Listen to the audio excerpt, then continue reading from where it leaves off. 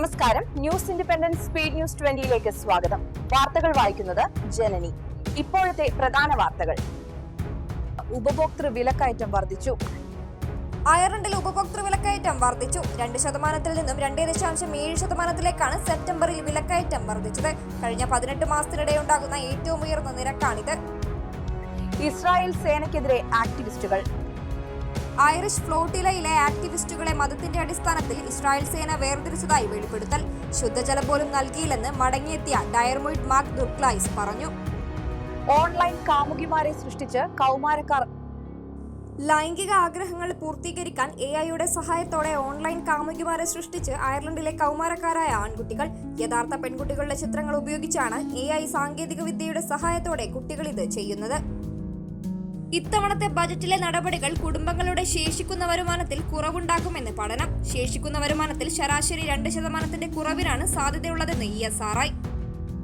Syrian യാത്രയ്ക്ക് parliamentary activities allowance വിനിയോഗിച്ചതായി സമ്മതിച്ച് Catherine Conolly. 3700 euro ആയിരുന്നു കനോലി സിറിയ സന്ദർശിക്കാൻ വിനിയോഗിച്ചത്. ഡബ്ലിൻ നഗരത്തിൽ മദ്യപാനവുമായി ബന്ധപ്പെട്ടുള്ള കുറ്റകൃത്യങ്ങൾ വർദ്ധിക്കുന്നതായി പോലീസ്. ഇത്തരം കുറ്റകൃത്യങ്ങളിൽ 67% വർധനമാണ് ഉണ്ടായിരിക്കുന്നത്. ഇസ്രായേൽ സേന കസ്റ്റഡിയിലെടുത്ത സംഘത്തിലെ സ്വതന്ത്ര TD-യായ ബെറി ഹെനഗൻ അയർലൻഡിൽ തിരിച്ചെത്തി.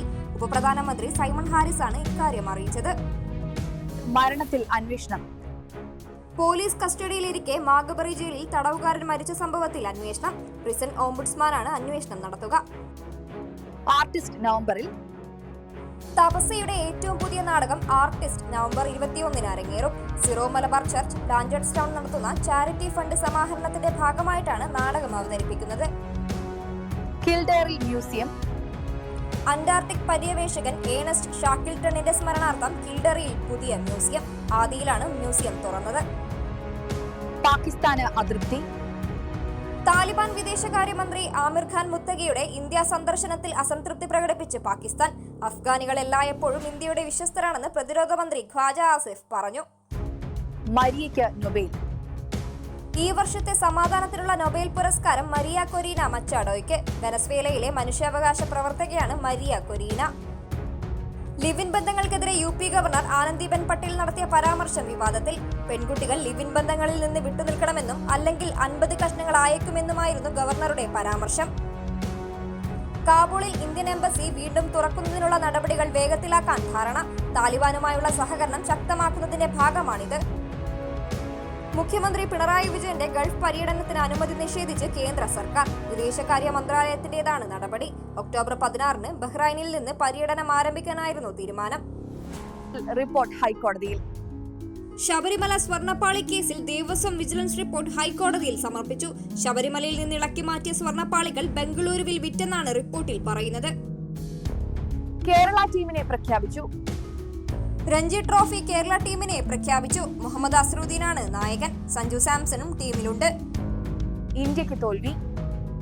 വനിതാ ലോകകപ്പിൽ ഇന്ത്യക്ക് തോൽവി. 3 വിക്കറ്റിനാണ് ദക്ഷിണാഫ്രിക്കയോട് ഇന്ത്യ പരാജയപ്പെട്ടത്. വീണ്ടും കൊടുങ്കാറ്റ്. അറ്റ്ലാന്റിക് സമുദ്രത്തിൽ കരയൻ കൊടുങ്കാറ്റ് ശക്തി പ്രാപിക്കുന്നതായി കാലാവസ്ഥാ നിരീക്ഷണ കേന്ദ്രം. കാറ്റ് അയർലൻഡിനെ പ്രതികൂലമായി ബാധിക്കില്ല. മഴ കനക്കുന്നു.